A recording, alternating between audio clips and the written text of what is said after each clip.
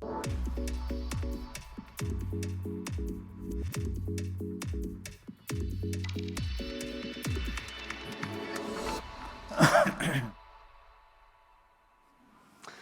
and welcome to KAUST Live. We're coming to you from the Enrichment in the Spring program on KAUST campus. This year's theme is City of the Future, and here to talk to us about that is MIT professor Ahmed Ghoniem. Professor, thank you for joining us today. We appreciate it. Thank you for inviting me. Yeah. So to get started, let's talk a little bit about energy. Give us the big picture in your research about energy. What's the global mix into different energy sources and things? Okay, sure. So I should start by saying it's a very exciting time to be in this field. The field has been undergoing tremendous changes over the past 10, 15 years. Nobody would have expected to see the changes that we're seeing now. In fact, if you had asked me myself 10 years ago, although I had wished that things would change, I would never have predicted that the pace of change. So for one thing, we used to rely primarily on what we call a fossil fuel mix, oil, coal, and gas, for the majority of our energy, 75, 80, maybe plus 80, more than 80%. The rest of the 20% is basically nuclear and renewable. Renewable used to be mainly hydropower, hydro dams, and biomass. Biomass, agricultural residues, animal residues, and essentially in rural areas, people use that as their primary source of energy. But over the past 10 years, things have started to change significantly. First, the realization that maybe fossil fuels are a finite resource, that at a certain point we may run out of them, so we cannot rely on them forever. We need to refill the bank. Second, we have the issue of CO2, global warming, global climate change, concern about temperature rising, and all the negative consequences associated with global warming. So a combination of realization that fuels are a finite resource, and that using them the way we always used them before is hurting our environment, led the revolution that we're living through now, where we're doing many things at the same time. It's difficult to catch up, difficult to keep pace, because all the innovation that's coming into the mix now require almost daily or weekly review of what's going on. So to give you an example, progress in the use of renewable energy has been tremendous. Renewable energy, in particular solar energy and wind energy, have been growing by about 30% a year. Wow. Sometimes more. Prices of renewable energy, again, like wind and solar, have been going down precipitously. Photovoltaic systems have become cheap, literally cheap. You could produce the same amount of energy for the same price from photovoltaic solar system that you could produce from coal system. Wow, so that price is at parity now. Almost on parity now. Now, there are challenges. This is not the end of the story. Because for instance, with photovoltaic systems, we need storage, because sun is out during the day, it's not out in the evening. When we need to run our air conditioning, you cannot sleep, you need to run your light and your mobile devices, they get recharged. Sun is not out. What do? We need to store the energy from the day, from the sun, put them in batteries so that we can use them overnight. Batteries are also undergoing significant improvement, energy density, they can store more energy, they're getting cheaper, they're getting used in more application than they used to. Electric cars and hybrid cars, for instance, are driving the progress in the battery technology, driving the prices down. That's not the only way to store energy. There are other ways of storing energy. We can store heat, we can store chemical energy, we can produce fuels. There is enormous portfolio of options that are currently being explored and deployed to increase the use of renewable energy, primarily wind and solar, as I said before. Also, to improve the utilization of things like biomass, agricultural waste, and especially in rural environment where really there is no other source, affordable source of energy available except this biomass, currently not being used very well. Tremendous amount of work is being done to improve the utilization of biomass so the rural community can also catch up. Even the fossil fuel mix is being rethought. In the old days, we used to use much more coal than we use now. Now we use much more natural gas. Natural gas is cleaner, burns more cleanly, produces less CO2. It's allowing us to have a kind of a transition from heavy coal fuel to lighter heavy carbon fuel to lighter carbon fuel, so that we still reduce CO2 emissions, even though we're using the old reliable fuel. Yeah. So what I think of as a transition from the old ways of doing things to the new ways of doing things, that will take years, obviously. It's not going to happen overnight, but it has seen enormous acceleration, led to reduction in prices, led to acceptance, comfort with these new sources of energy. Yeah. Thinking of them as part of the mix that we're going to be using in the future. In fact, part of the mix that we need to grow and accelerate and push forward. Right. With fossil fuels, we're still going to be using them.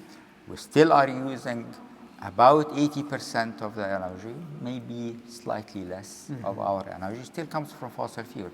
But remember that day by day we use more energy.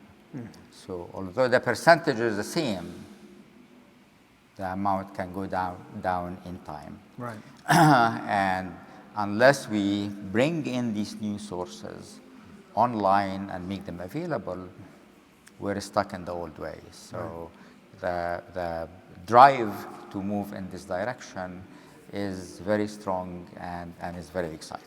Yeah, so that bridge to whatever that 50 years from now, or as we would say, the clean energy future is fossil fuel use, which is an interesting topic that you work on a lot. So carbon sequestration. Talk a little bit about Precisely. that. I left out nuclear energy. I'm not anti-nuclear. I think nuclear is continuing to play an important role in our energy mix as problems associated with acceptance as well as newer technology come online. But let's go back to fossil fuels. Yeah. As I said before, fossil fuels have been a tremendous resource. The Industrial revolution would have not been possible without fossil fuels. Mechanization would not have been possible. Air conditioning, the comfort that we live in now, would never have been possible without fossil fuels. Refrigeration, food production, telecommunication, all have been driven primarily by being able to recover and use fossil fuels to produce energy that we're living with. Transportation, of course. Yeah. The enormous revolution of transportation in the 19th and 20th century. All were made possible by fossil fuels. Now we discover that there are issues. That's always the case, right? It's always the case. So the issue is that when we burn fossil fuels, we produce carbon dioxide. Carbon dioxide goes into the atmosphere, increases the percentage of greenhouse gases in the atmosphere. Yeah. It keeps the heat from being radiated out. So engineers love problems. I'm an engineer, right? That's what keeps us in business. So they told us that you created a problem by using fossil fuels. You fix the problem by finding a way to overcome it. So we think about how do we continue to use fossil fuels without releasing all of the CO2 in the atmosphere. Two answers. One is efficiency. We have to use fossil fuels more efficiently. So if I'm going to burn a barrel of oil, I may produce that much energy, or that much energy, or that much energy. We need to go there instead of here to reduce the amount of CO2 we produce per unit of energy we generate. So improving power plant efficiency, transportation efficiency, lighting efficiency, air conditioning efficiency, insulation, improving the efficiency of our energy system is the #1 answer to reduction of CO2 from any source, but in particular from heavy carbon fossil fuel. Yeah.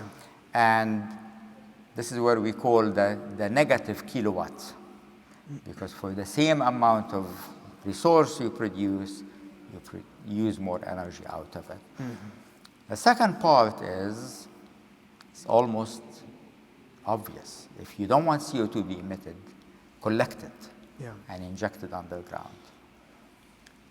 That requires technology development. That requires us to be a lot smarter than we used to be in how we build our power plants, how we arrange our equipment that burns the fuel and that produces power, the exhaust system.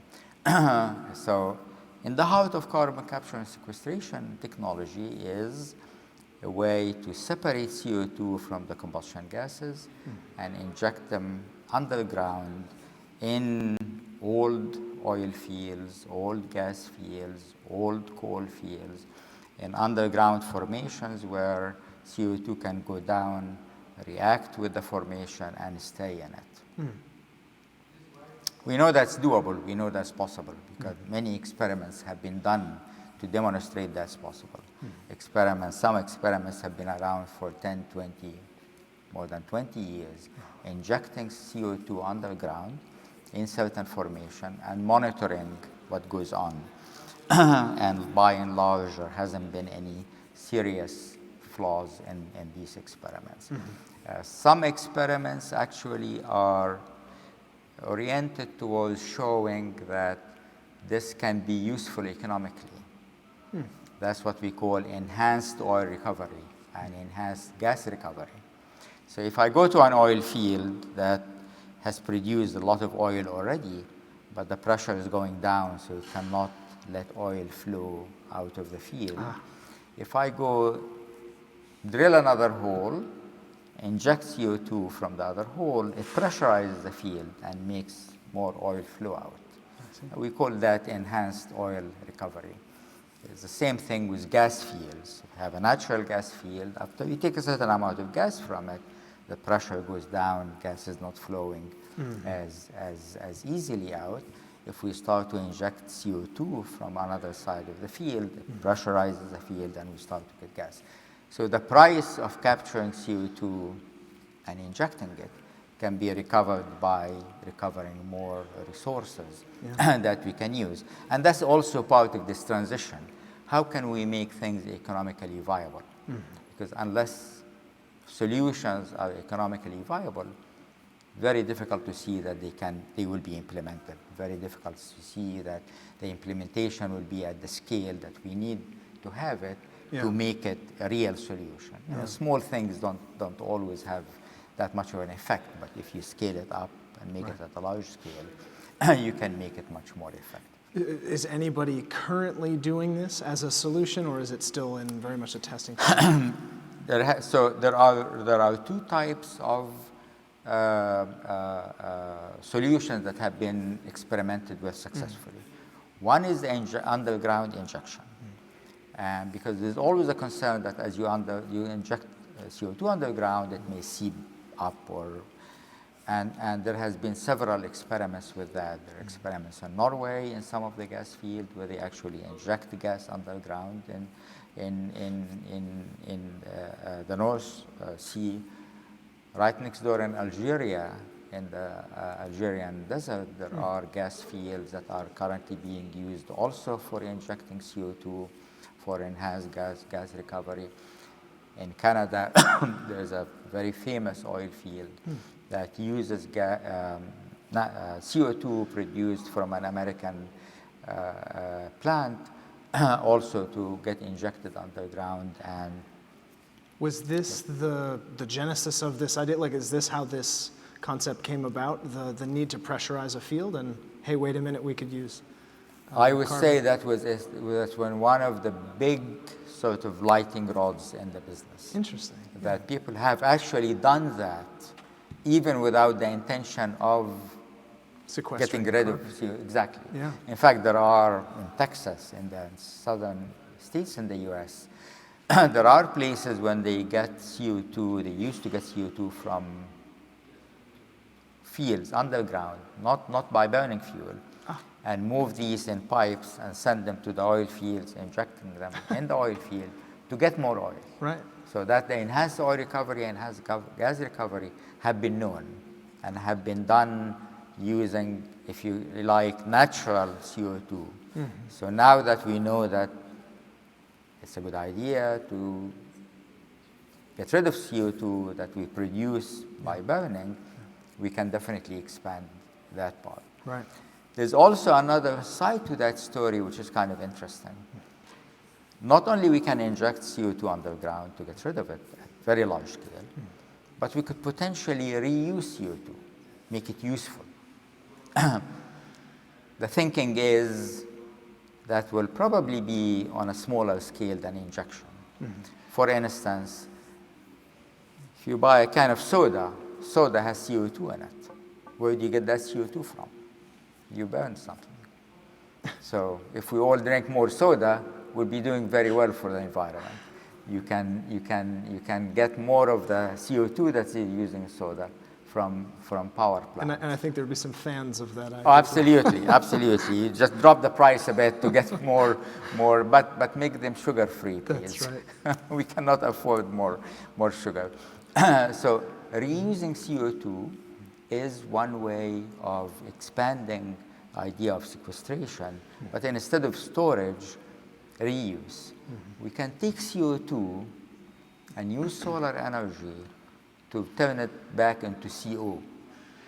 Okay, break the bond of oxygen. CO is a fuel. It has energy. When we burn it, we get CO2 and energy. So that closes the cycle.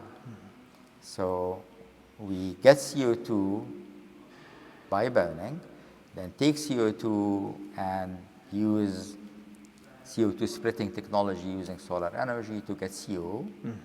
Take CO and burn it again, get some heat, subject it to the sun, get CO. Yeah.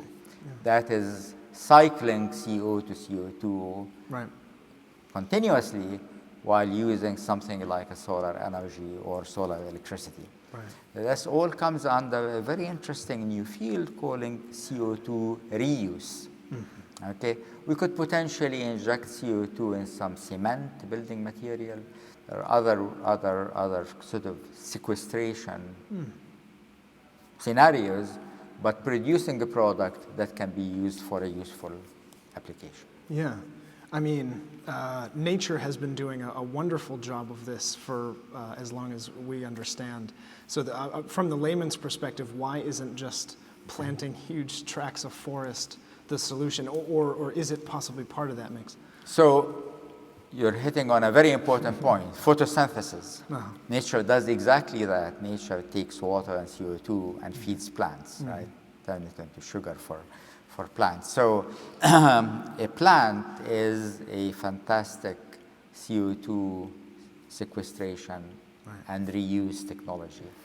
And the more plants we have, the more forests we have, the better chance we have in terms of maintaining certain percentage of the CO2 emitted down. And that's definitely part of the solution. Depending on the approach to planting and water use and land use for different purposes, with the land be used for producing food for us and for animals and so on, or for growing trees. There are different scenarios to consider, but certainly vegetation, forestation, maintaining the sort of the natural ecosystem alive and well is certainly one way of keeping certain percentage of the CO2 we emit down from where it could be without it. Right. There's been a lot of concern about the Amazon forest, for instance, in Brazil, and taking down a significant fraction of it, and the impact of that on, again, reducing the natural sink for CO2. Turning that land back into forest will certainly make a contribution to reduction of existing CO2 in the atmosphere as well as in the future. Right. The forestation, and there are many other reasons why we want to maintain forests and we want to grow them and expand them. Besides the CO2, all in all, it's part of the solution. It's always a part of a portfolio of solutions. One solution, one single answer is not going to be the end. Yeah. It has to be multiple solutions. Reduce the sources, increase the sinks. Right. So more CO2-free energy and more sinks that can take CO2 away, whether in a natural form like greenery or sequestration or reuse in an economic fashion. Yeah. So countries, Portugal, for instance, on a national level, have started, particularly in summer months when they can generate a lot of solar radiation, energy from solar radiation. Do you see cities being able to do this in the near-term future? And what does that mean for cities of the future, essentially? Yeah, absolutely. In fact, Portugal is one example. Germany, because of the huge expansion of the utilization of wind and PV system, there were times in Germany when they had to get rid of the energy produced by wind and solar instead of breaking down the grid, because the electricity grid can handle so much energy being put in it. There were times when the energy being put in it from renewable was more than what's been used at times of the day when you have lots of sun and lots of wind and everything is working well. So that's a good problem to have, but we may run into it. And that actually brings another very important point, I should say, the whole storage scenario. Right. How do we work on technologies for storing energy? So if you ask me and you ask many experts in the field, what will make the most impact at this point in expanding the use of renewable, in particular solar and wind, we say number one is storage. Being able to store the energy produced from wind and solar when the wind blows or sun is shining, storing it somewhere that we can use it when neither of those is available. And places like, again, Germany, as well as everywhere else, there's tons of work, again, on batteries and chemical storage, thermal storage, just to make sure that this intermittency of renewable energy can be overcome and turned into a solution instead of a problem. The idea of being able to run on pure renewable can only be achieved if you have that storage capability. You have to have sufficient storage, hour by hour, sometimes day by day. The weather is crazy, right? So one day we're sunny, maybe in Saudi Arabia it's always sunny, but in many other places that use tons of energy, that's not the case. Right. One day is rainy and cloudy and very little solar, the second day is very sunny. Right. So, and sometimes it's even seasonal. Winter is different than summer. Yeah. So we have to think about this energy storage on different scales. Yeah. Minutes to hours, days to weeks, months to years. Right. Maintaining enough energy that the city or the region or the country can operate comfortably for extended periods of time is going to be important. Either by storage or by backup. And that's another area where fossil fuels is going to continue to play an important role. Right. Currently, many fossil plants are considered as backup plants. When you need them, they kick in and give you the electricity. When you don't need them, you can shut them off and the sun can provide you with the energy. Because we don't have enough storage capacity. So working on storage, working on backup technology, we're working on what we call hybridization, hybrid power. That's another also very exciting and interesting area we use. We build the same plant that can be powered by the sun or the natural gas. Fantastic. Because the sun goes away, kick in some natural gas, continue to produce electricity. Sun is out, turn off the natural gas, sun will provide you with the heat you need. So hybridization of sources, like the hybrid car, you can run on battery or engine. We can do that also with power. We call that also integration of resources.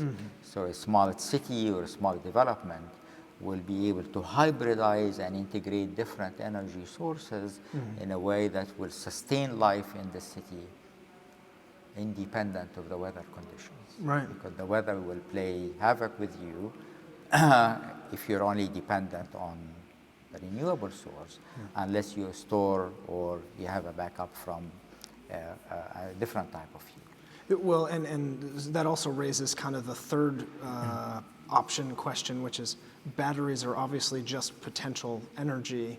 Are there other potential energy sources that you guys are looking into or that you've seen, particularly that would be viable in a city? Very much so, very, very much so. So batteries are great electricity storage units. We plug in our iPhone and to charge our battery, then we unplug it and walk away, and the battery does the thing.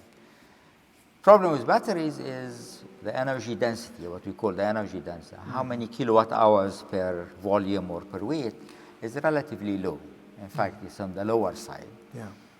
Fuels, on the other hand, what we call chemical energy storage, hydrocarbons or hydrogen, have much higher energy density. Okay? The barrel of oil has much, much more energy stored in it than a battery can store. A great solution that we're working on is producing something like hydrogen from solar energy. We can use solar energy to break up water, break into hydrogen and oxygen. Water is oxygen and hydrogen. Separate them using electricity from the sun or heat from the sun, and store these. When we need them, we use the hydrogen and oxygen in a fuel cell or in an engine to produce power. So it's a very similar idea. But now we're storing the heat or the electricity from the sun in what we call chemical energy. And chemical energy has much higher energy density. So in a smaller volume, we can pack much more energy.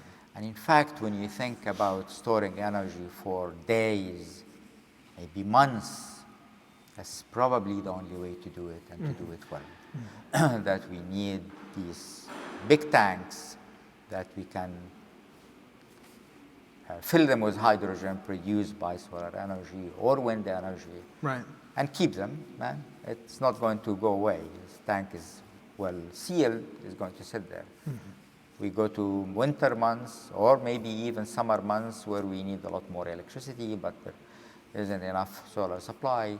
We take hydrogen from the tank and produce power from it. So chemical energy storage is a big field. And potentially transportable.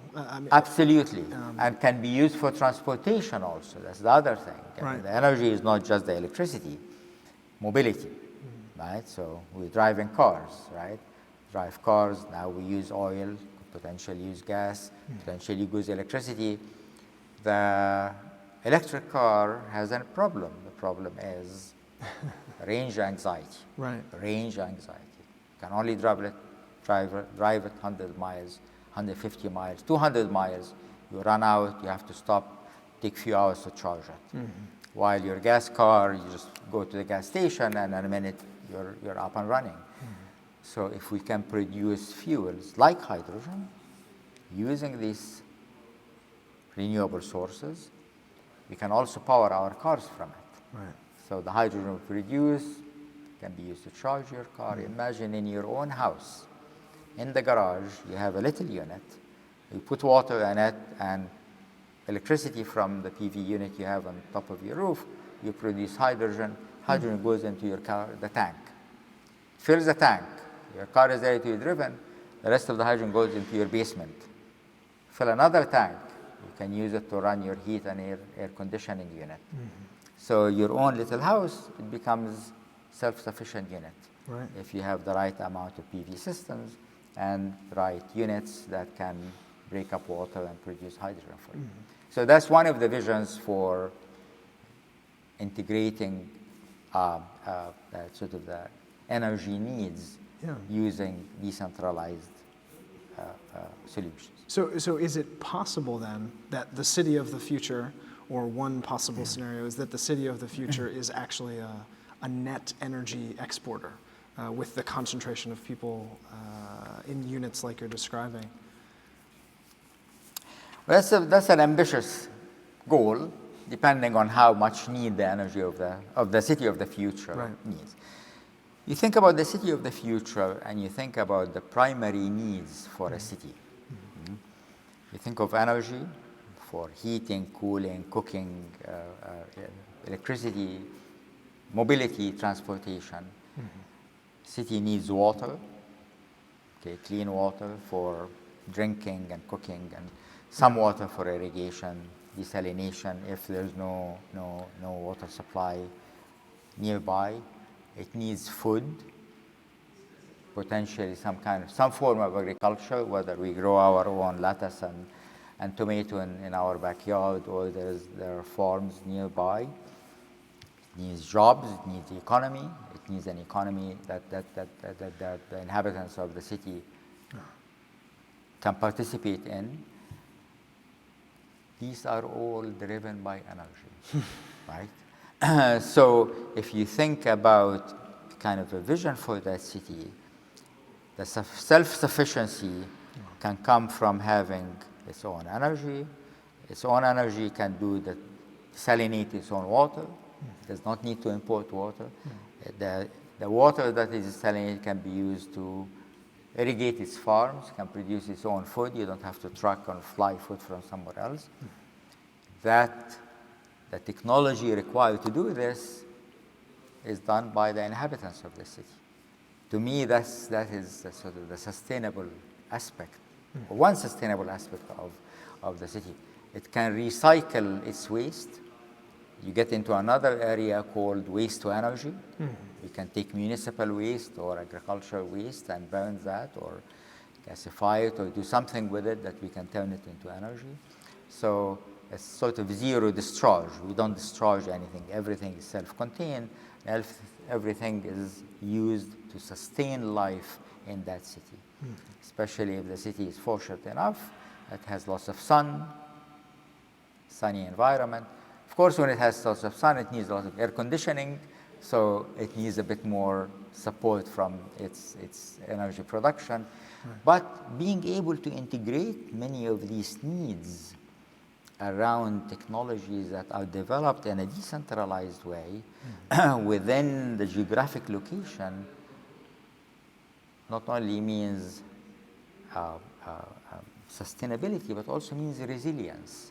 Right. You don't, the power lines that go all the way hundreds of miles, if they break down, fine. We have our own generation, transportation system that bring food and water and so on.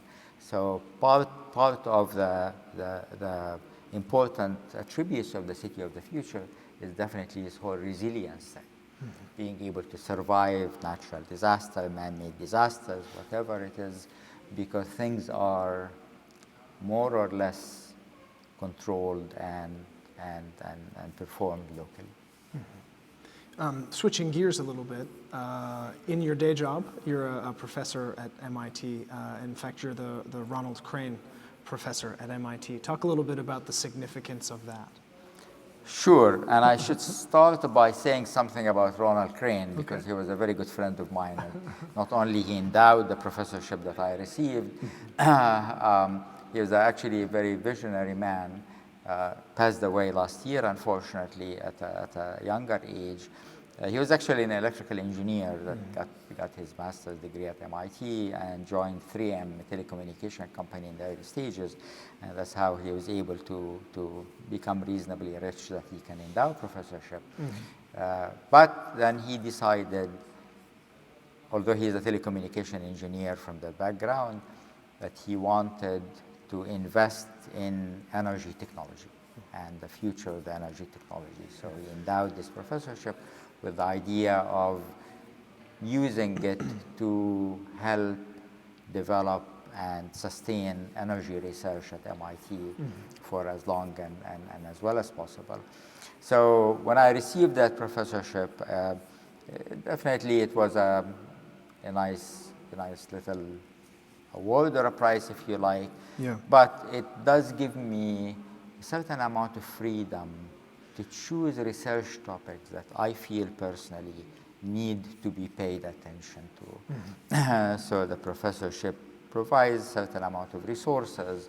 It makes it possible for the recipient of the professorship to have a bit more freedom than being constantly constrained by doing research in certain areas, because they're funded. As you know very well, research is expensive. Yeah. We need money to fund it. And unless we have resources to fund it, we stop it, and that's not good. And to constantly, we're looking for these resources anywhere we can find them by finding a match between what we think needs to be done and what sponsors would like to provide. Right. Every once in a while, you're lucky enough to get a professorship. It means that it will give you that bit of extra freedom, that you don't have to put all your time into solving the problems that you agreed to solve with others, but you're also solving problems that you have deep sort of belief that are important and need to be solved. So it gives you that extra sort of incentive to also think a bit more freely and think a bit more broadly and think a bit more forward than otherwise you would. Yeah. Yeah, you're the director of the Center for Energy and Propulsion Research and the Reacting Gas Dynamics Lab. So talk a little bit about the lab and the center, what Absolutely. it means to be a lab in the center. So that takes me back for a very brief introduction to my many years in academia. Yeah. I started my academic career in the 80s after I finished my PhD. And at the time, the focus of my research was on computations, computing, and using computers to solve problems in different disciplines of engineering. When we moved into the 90s, I decided I wanted to expand my research portfolio a bit and start using this computing into other things. And the topic that attracted me the most at the time was propulsion, high-speed propulsion. I wanted to be a rocket scientist, so to speak. There was a lot of interest at the time in supersonic flights and hypersonic flights and things of that sort. And I started dedicating some of my research to propulsion broadly, in particular high-speed propulsion. And I realized very soon that I cannot solve all the problems of propulsion only by computing. I had to build a laboratory, experiment with things, because it's just too complicated. So we built a laboratory. We called it Reacting Gas Dynamics, because we were interested in reacting, again, fuel-driven propulsion system. So the Reacting Gas Dynamics was the primary focus of my research, or where I did most of my research for quite a bit of time in the 90s and early 2000s. In the early 2000s is when I started thinking more about, again, expanding my research portfolio a bit more and getting into other areas beyond what I had been doing. And that's what got me into energy. That's what got me into looking at different fuels, renewable energy, biomass, different energy conversion technologies, fuel cells, and so on. And the reacting gas dynamics became too small to address all of these needs. So we created Center for Energy and Propulsion Research. I still do propulsion work. I still do work that addresses issues in propulsion technology, but I also wanted to put quite a bit of time into the energy technologies that we've talked about it. So the center goes beyond what the limits of what the reacting gas dynamics can do. It's still alive and well, it's still very productive, but we have other labs within the center that we do other energy research topics in. Very good. I'd like to see if there's anybody here that has a question for us. Anybody want to ask Professor anything?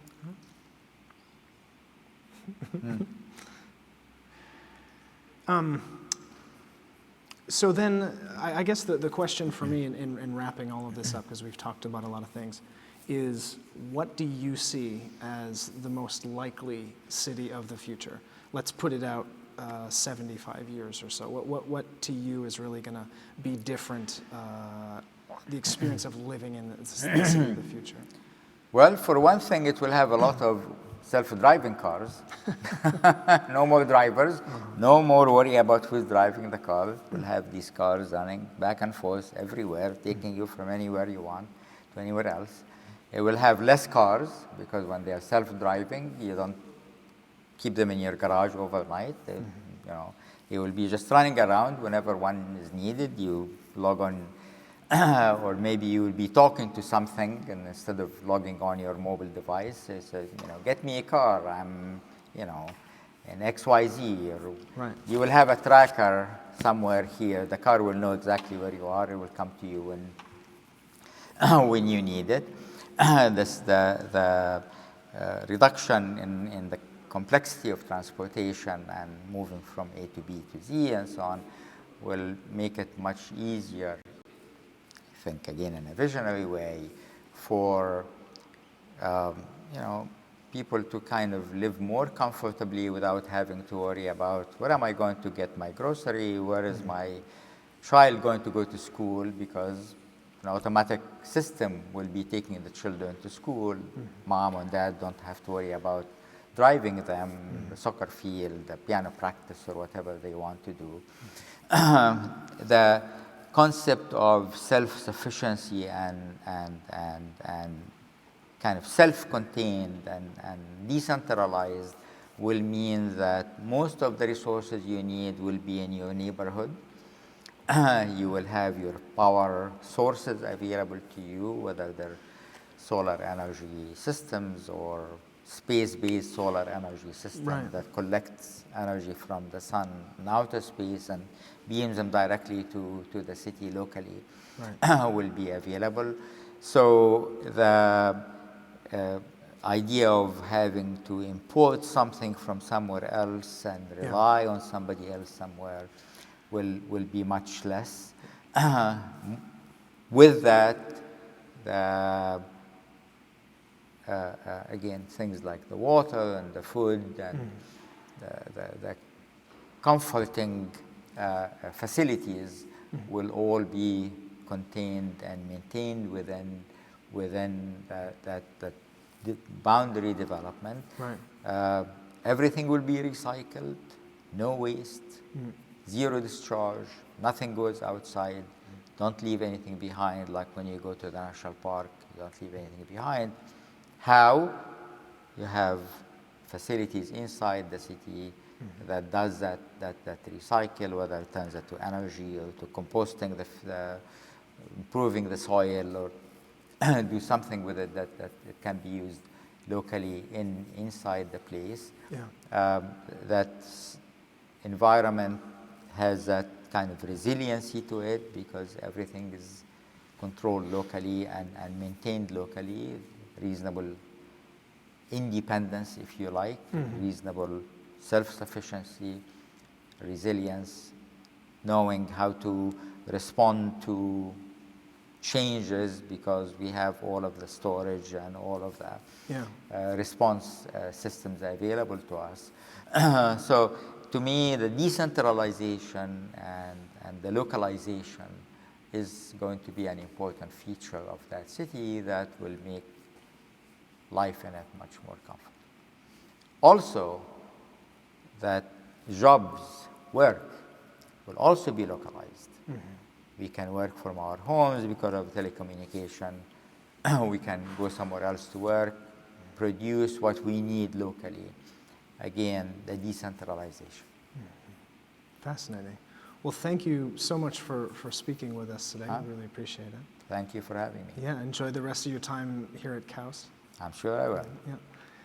And thank you to our online audience. Make sure to follow, like, and share on Twitter, Instagram, and LinkedIn. And make sure to watch the Facebook page for keynotes, because we do also run those live. And that's all for today. Thank you so much.